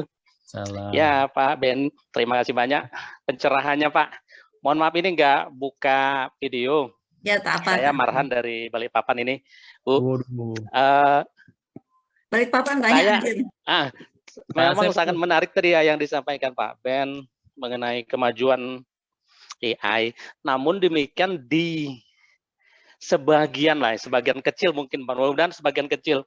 Kalau saya lihat teman-teman praktisi HR ini masih, terutama kalau saya mengamati di grup ya, pertanyaan-pertanyaan yang berputar sekitar hal-hal yang sudah pernah dulu ditanyakan, kemudian bertanya lagi. Kemudian mungkin minggu selanjutnya ada pertanyaan-pertanyaan tersebut. Nah, ini yang kemungkinan bisa terjawab dengan baik kalau kita menggunakan teknologi ini. Nah, pertanyaan saya ini Pak Ben, mohon pencerahannya, kira-kira ada teman-teman praktisi di HR barangkali spesialis untuk industrial relation barangkali lah ya, kaitannya dengan peraturan, undang-undang yang dinamikanya apalagi saat ini ya sangat-sangat cepat juga, teknologi juga. Peraturan ini sekarang lagi digodok, ada permintaan atau demo akan berubah lagi. Kemudian dari Apindo barangkali mengajukan permintaan untuk melakukan perubahan lagi. Nah, AI sendiri barangkali teknologi ini pasti mendeteksi beberapa perubahan yang terjadi, kemudian ini yang terbaru, kemudian lagi digodok, kemudian akan ada keputusan-keputusan. Nah, untuk hal-hal yang tersebut kira-kira mohon pencerahan ini Pak Ben. Kita selaku praktisi HR, utamanya untuk industrial relation itu bagaimana kira-kira mengkolaborasi banyak informasi itu yang tentu juga kata Pak Ben tadi, kita harus cerdas juga bahwa data-data ini bisa saja membuat intelijensi kita nggak berjalan ke arah yang lebih tinggi, malah terjadi pembodohan kata Pak Ben tadi ya kalau kita hanya menggunakan teknologi ini. Mohon pencerahannya Pak Ben, kira-kira strategi yang paling pas buat kita selaku praktisi HR, utamanya untuk industrial relation. Terima kasih Pak Ben. Baik, terima kasih. Pak Marhansyah. Pak Marhansyah, bisnisnya apa? Sektor industrinya? Kita MPS Pak. Oh, Manpower Supply, ya. Oke. Nah, ini menarik. Tadi ada salah satu adalah saya mengenai konflik manajemen ya oleh HR, oleh AI. Jadi seringkali kan kita kalau kita ini apa sih yang diurusi oleh industrial relationship adalah biasanya yang berkaitan dengan disiplin mereka, tidak disiplin gitu kan. Terus kemudian adanya perbedaan pendapat atau penafsiran terhadap pasal-pasal, sehingga itu terjadilah penuntutan karena pasal-pasal itu bisa dibaca berbeda-beda. Yang ketiga adalah konsep sebetulnya konsep kesejahteraan di EI di industrial relationship karena berbeda-beda. Oke, nah 3 itulah yang utama yang dilakukan oleh industrial relationship sehingga bagaimana kita bisa menjalankan konflik-konflik ini dan supaya bisa solve ya konfliknya gitu kan Pak yang kita inginkan. Nah, pertama adalah memang betul Pak, perubahan-perubahan itu cepat sekali ya. Oleh karena itu nanti pertanyaan-pertanyaan itu akan dijawab oleh chatbot saja Pak. Jadi masukkan semua undang-undang yang sudah firm di dalam chatbot. Chatbot itu bisa membaca katakanlah undang-undang dari zaman Belanda sampai zaman sekarang yang berkaitan ya. Jadi contoh saja Bapak sekarang bisa kalau Bapak di dalam masih chat sekarang di OpenAI ya atau chatbot, Bapak terus misalnya adalah tunjangan kesehatan menurut pasal-pasal hukum di Indonesia akan keluar Pak semua hukum mengenai itu keluar ya. Nah jadi gampang sekali kita itu. Jadi kalau dulu itu Google hanya melihatkan websitenya dan kita baca, sekarang AI dengan chatbot akan dilihatkan dan dibantu analisanya. Sehingga ketika kita mengelola chatbot, masukkan pasal-pasal yang sudah ada ketetapan hukumnya, bukan masih ini ya. Itu akan membantu. Sehingga nanti ketika orang-orang bertanya, yang jawab mesin aja Pak. Misalnya saya bilang, saya mau tunjangan ini, mesin akan jawab tunjangan itu tidak sesuai gini gitu. Jadi kita yang nggak akan berhadapan langsung dengan dia. Pertanyaan-pertanyaan yang berulang-ulang itu akan dibantu oleh chatbot. Tetapi permohonan yang belum ada, yang mana itu menimbulkan friksi ya karena perbedaan pendapat, disinilah kadang-kadang dibutuhkan pendekatan humanistik. Data dan analisa diambil oleh AI ya, tetapi pendekatan manusia untuk keputusannya tetap ya. Apakah manajemen mau memberikan tunjangan makan itu 30.000 atau 20.000, itu aspek kemanusiaannya. Tapi AI bisa meramu ya. Kalau misalnya di Kalimantan Kalimantan Timur makan yang dengan sekian kalori itu dia bisa uraikan ini sekian rupiah gitu kan. Terus kemudian tunjangan makan ini sesuai nggak? Ada nggak pasal-pasal yang mendukung? Itu dia bisa cariin. Sehingga ketika kita jadi manajer industrial relation, kita tidak lagi susah untuk membaca sekian buku. Ya, buku itu kita akan dimudahkan. Buku-buku hukum, buku-buku gizi, ya ahli-ahli gizi sudah dihitung oleh chatbot. Keputusannya adalah oleh kita sebagai human Pak, ya gitu.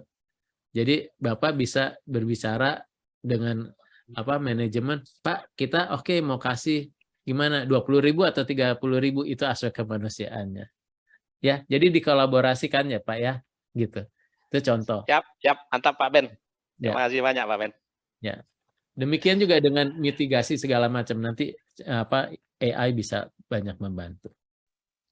Siap, makasih Pak Ben, mantap. Pak Marhansa. Jadi AI bisa juga di industrial relation ya Pak ya? Bisa. Ya. Dan ya kita harus berperan aktif juga ya untuk menyeleksi, kan AI harus diinput dengan data-data yang benar ya. Jadi kalau kita sebagai pengguna juga jangan percaya begitu. ChatGPT semuanya keluar ya Pak, tapi mesti keluar. Ya.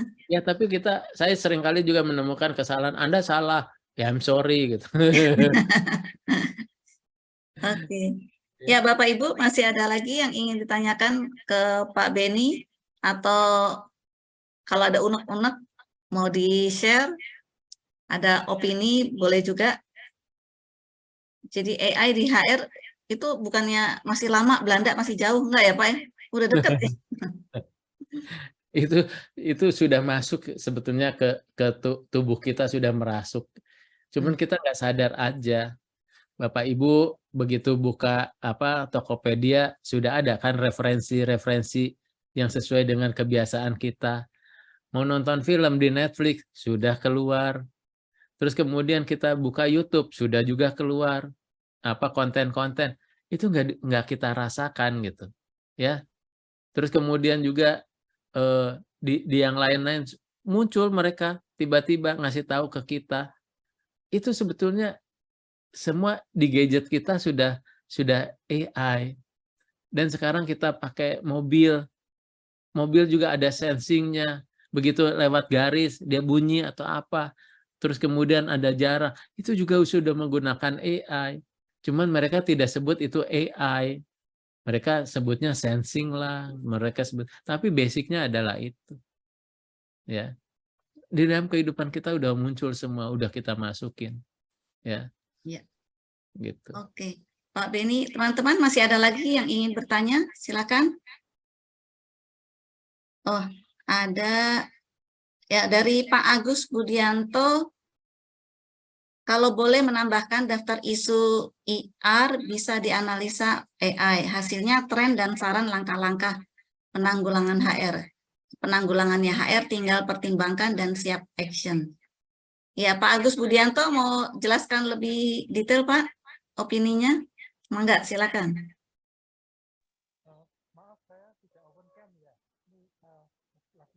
Suaranya nggak keluar, Pak Agus. Suaranya mendem.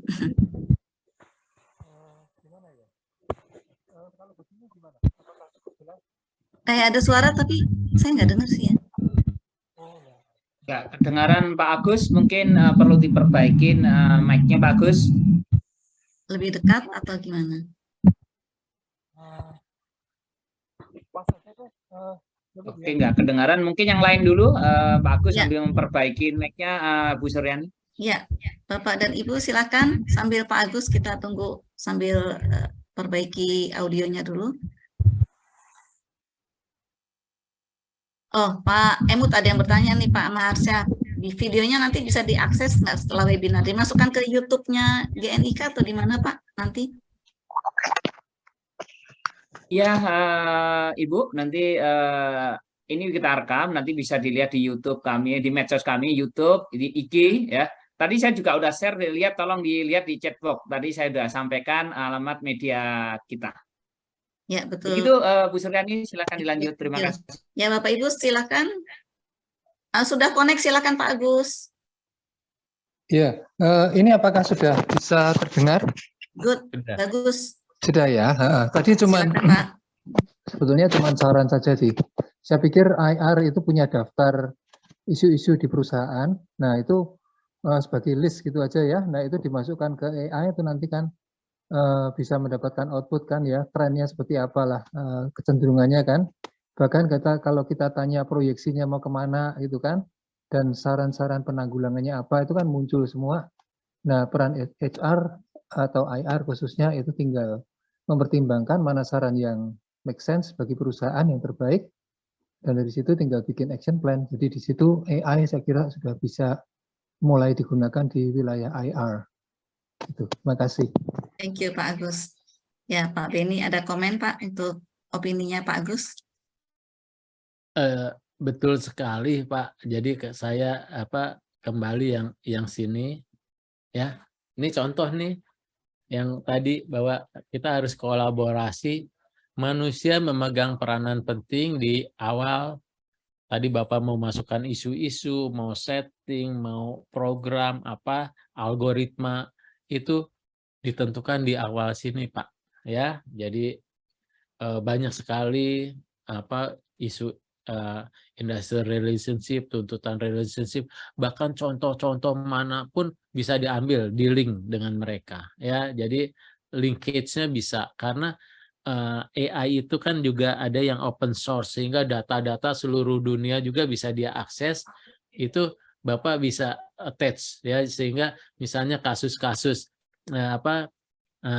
industrial relationship, Foxtron, industrial relationship di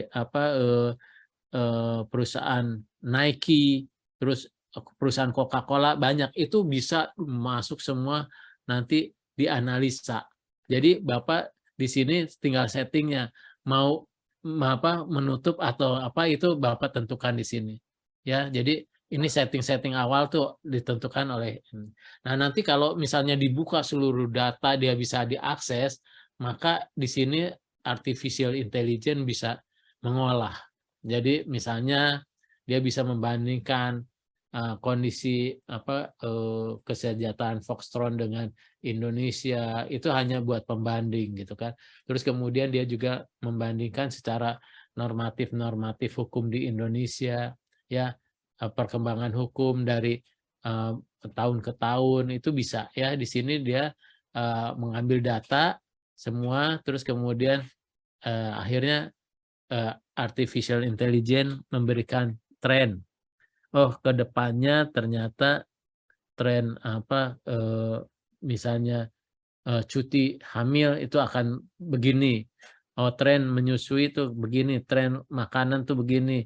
Ya, jadi itu tren-tren yang akan itu. Terus kemudian juga ke depan bahwa tren misalnya kemanusiaan, tren yang berkaitan dengan lingkungan itu akan jadi suggestion dan kesimpulan, sehingga dia bilang bisa saja AI bilang kesimpulannya dengan tadi tuntutan untuk hiburan tidak bisa dipenuhi, tetapi tuntutan untuk memberi pulsa untuk pekerja boleh dipenuhi, itu bisa muncul. Nah, kembali pada manusia di sini yang secara empati dan punya intuisi, punya kemanusiaan memutuskan saya mau memberikan berapa, ya, karena itu yang kesimpulannya. Ini pertama yang di tengah ini mesinnya yang mengkalkulasi segala macam. Nah, jadi dengan demikian kita bisa lihat bahwa pekerjaan itu akan lebih ringan gitu ya, untuk dibantu oleh AI gitu ya Pak ya.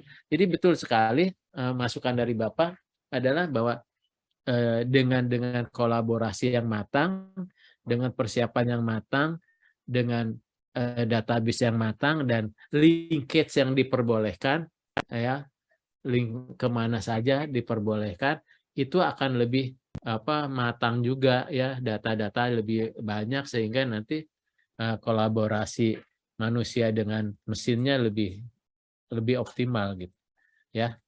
Gitu. Jadi Bapak yang mengizinkan itu boleh dibuka atau enggak, ya kayak sekarang lah ya, ternyata ada beberapa akses yang nggak bisa diakses gitu kan.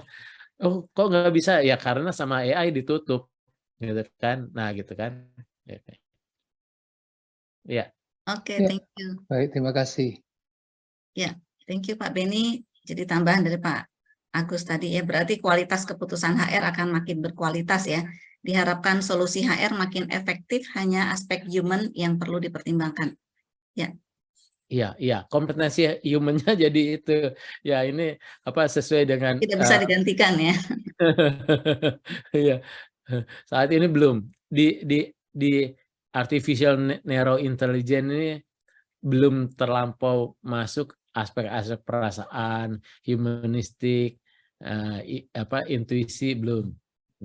Ya, jadi someday ya bisa.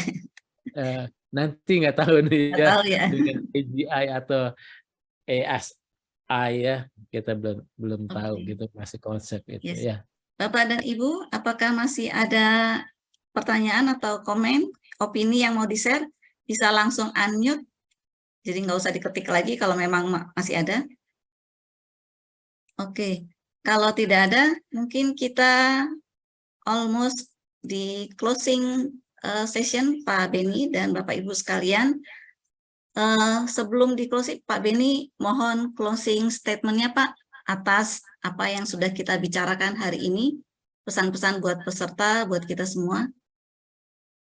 Ya, jadi pergerakan teknologi itu kita tidak bisa menafikan kembali ya bahwa dia hadir, mau tidak mau kita harus menerima. Tinggal apakah kita bisa adaptif atau tidak terhadap kehadiran mereka. Itu satu.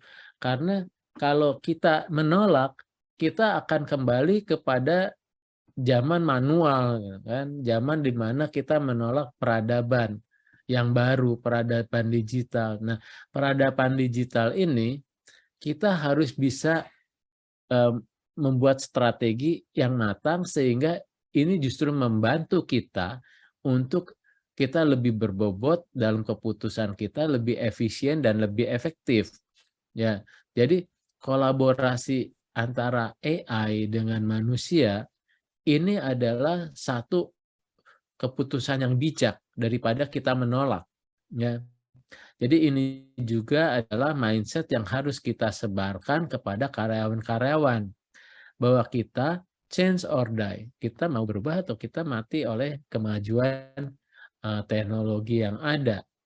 Oleh karena itu, kita memerlukan telaah yang lebih matang di HR untuk semua bagian HR, ya, itu mulai rekrutmennya, mulai dengan penggajiannya, administrasinya, training, jenjang karir, terus kemudian juga industrial relation, human resource information system, training, ya, sampai retired planning. Itu kita bisa menggunakan AI di sana ya, dengan AI maka lebih.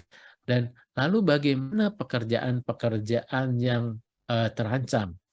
Ya, ini juga akhirnya fungsi HRD pasti akan diminta untuk meningkatkan kapasitas dan kapabilitas dari para karyawan, sehingga karyawan itu memiliki kompetensi yang sesuai dengan tuntutan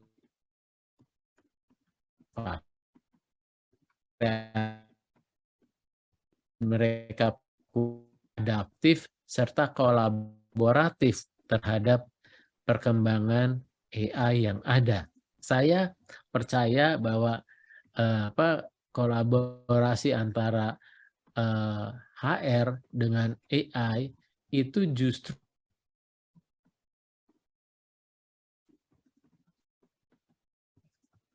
dengan demikian maka lompatan kita untuk mengelola bonus demografi kita miliki menjadi Indonesia maju dapat tercapai. Ya, ini percepatan yang luar biasa. Ini kuantum gitu kan. Ya, jadi kita aja ketika belum pandemi orang kan menolak. Kalau ada Zoom ngapain apa nggak tapi ketika pandemi kita dipaksa ternyata bisa menggunakan Zoom, dan sekarang orang udah kayak Zoom gitu kan, kalau udah Zoom aja gitu kan. Nah ini contoh yang luar biasa. Kita dipaksa work from home. Dulu konsepnya adalah work from home, mana bisa kita kerja, ternyata bisa kita work from home. Kita untuk pekerjaan-pekerjaan yang tidak harus touching mesin, bahkan mesin saja bisa dikontrol gitu, ternyata bisa ya work from home. Terus kemudian juga kita meeting dengan kerja dengan Zoom, itu bisa dilakukan dengan jarak jauh, dan ini akan membawa efisiensi besar. Sekarang gedung-gedung perkantoran sudah mulai menyusut ya, pekerjaan-pekerjaan yang dulu 2 orang sekarang sudah 1 orang, lebih efisien, lebih cepat, dan saya percaya perubahan itu ada di tangan pengelola HR yang handal, yang tadi ya dia bisa mengabsorpsi perkembangan zaman digital, khususnya kehadiran AI, bisa berkolaborasi dan beradaptasi terhadap AI yang ada, dan kita pasti akan sukses. Salam kompetisi. Ya, thank you Pak Beni telah memberikan optimisme ya buat kita semua HR people di GNIK dan di seluruh Indonesia.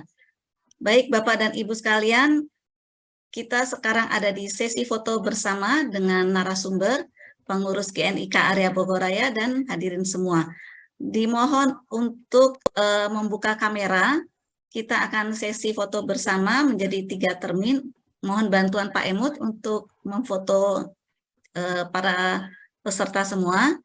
Untuk posenya kita gunakan pose kompeten sambil menyebut salam kompeten. Oke. Saya hitung. Bentar Ibu, Ya, diberi buka. kesempatan untuk menyalakan Ya, buka kamera kameranya ya. dulu. Ini Pak Luki, saya lihat belum. Pak Luki, Pak Aris Taudin, Mas Bima Arya, Pak Darmaji di Malang, silakan menyalakan kameranya. Ya. Ya, silakan Pak Emut untuk kasih aba-aba langsung. Ya, siap. Jadi kita dengan pose salam kompeten itu seperti ini, ya, dengan checklist ya, dengan jari ini checklist salam kompeten.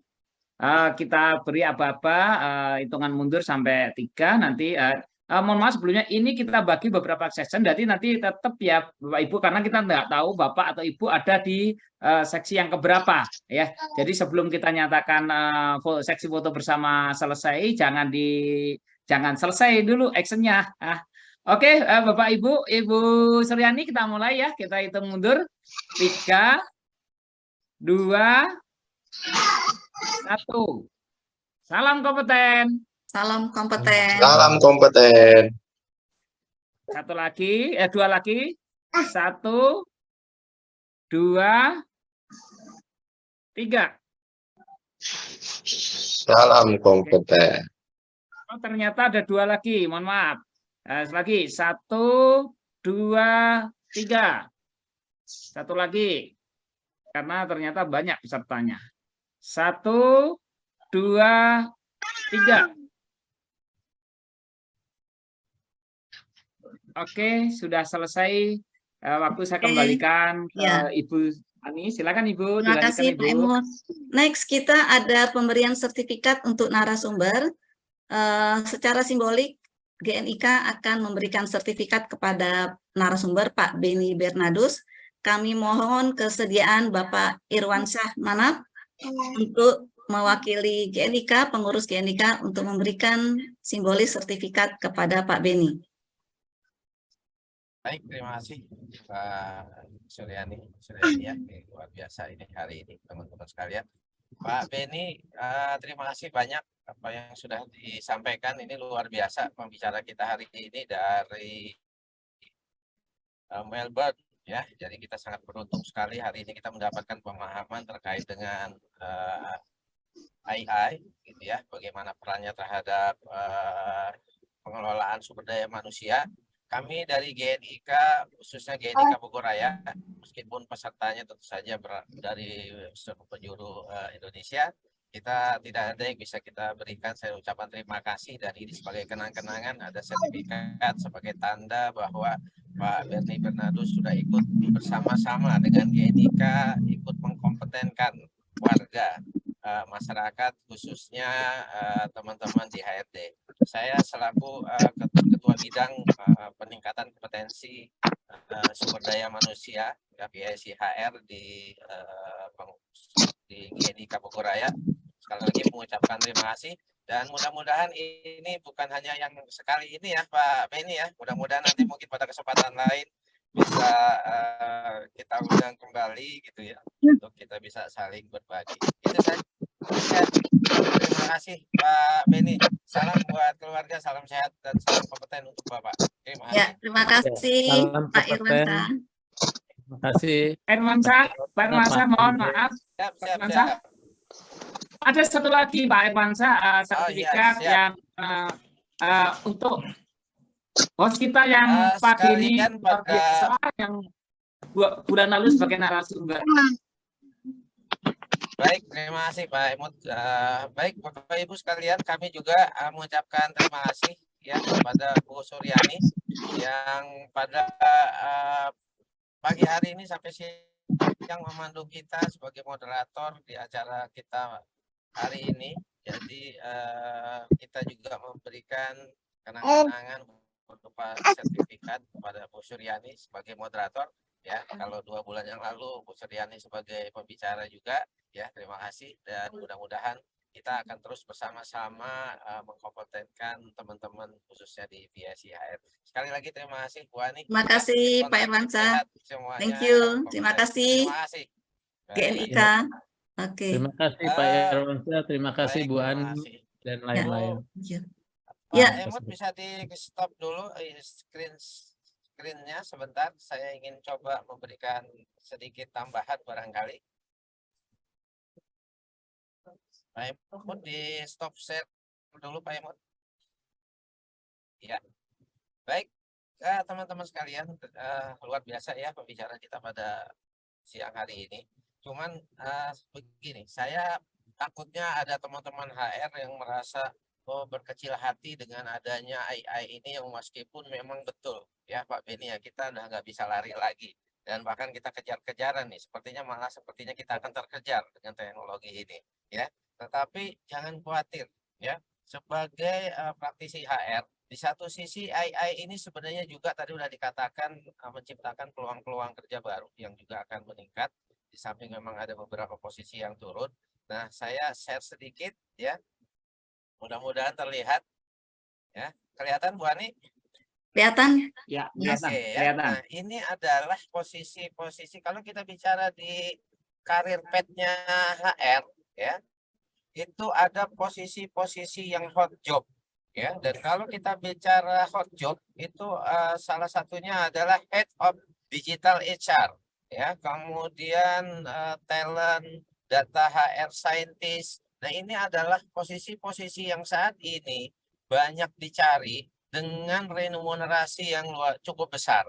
Ya, jadi ini adalah kesempatan. Yuk kita tingkatkan kompetensi kita, ya sehingga kita akhirnya kita nggak perlu ngelamar lagi. Kita dilamar, insya Allah. Kita dicari, gitu ya. Ya.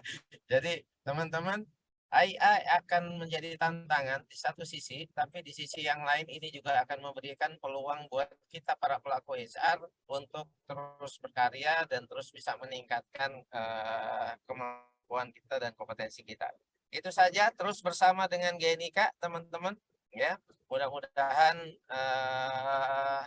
pada kesempatan yang lain kita akan terus banyak bisa memberikan pengetahuan, keterampilan gitu ya, knowledge yang lain untuk kita bisa bersama-sama kembali lagi meningkatkan kompetensi kita semua. Salam kompeten. Saya kembalikan ke Bu Ani. Ya, thank you Pak Irwansyah. Insightful banget ya tadi, satu slide tapi memberikan kita optimisme dan juga maju terus berinovasi.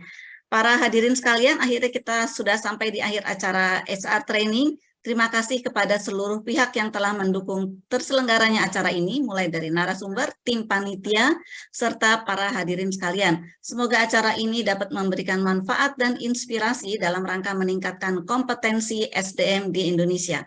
Sebelum acara kami tutup, jangan lupa untuk mengisi daftar hadir, karena itu berguna untuk e-certificate. Dan juga kita ketahui bersama, GNIK ada websitenya, ada sosmednya, segera follow, komen, share, dan kita bisa berinteraksi untuk mendapatkan update kegiatan terbaru dari GNIK area Bogoraya.